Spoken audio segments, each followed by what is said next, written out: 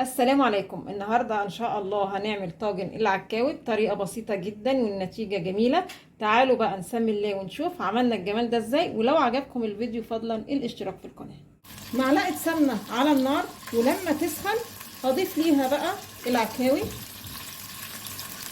هديها تشويحة بقى على الناحيتين. خلاص كده العكاوي خدت تشويحة حلوة. طبعا وانا بشوح لازم تكون النار عالية، ما ينفعش اهدي النار على اللحوم عموما وانا بشوحها. تمام قوي كده. اخليها كده على جنب. هجيب كده بصلايه متخرطه وفصين توم كده مهروسين، واشوح كده البصل مع فصين الثوم لوحدهم الاول. خلاص ريحه الثوم ظهرت. هقلب الكلام ده كله بقى مع بعضه، وادي رشه فلفل.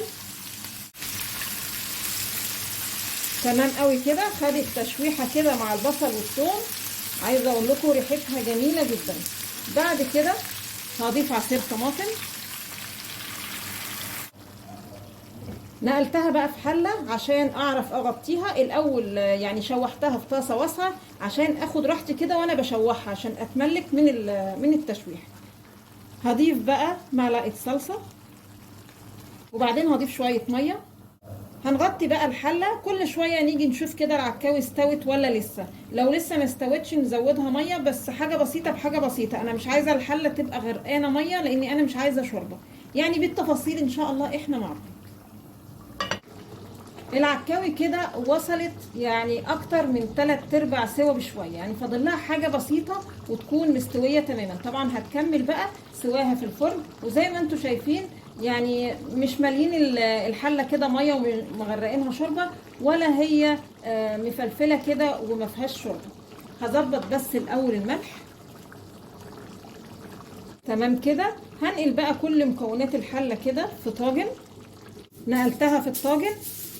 هقفل بقى على الطاجن بورقه فويل، وفرن يكون سخن. هدخل بقى الطاجن الرف الوسطاني على درجه حراره 200 لحد ما العكاوي تستوي تكمل سواها يعني.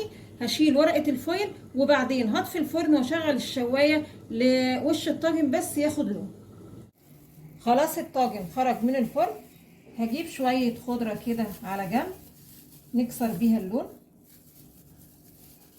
زي ما انتم شايفين بص جميله جدا ومستويه، شكلها بس يفتح النفس. يا رب النهارده الفيديو يكون عجبكم، وانتظرونا ان شاء الله بفيديو جديد.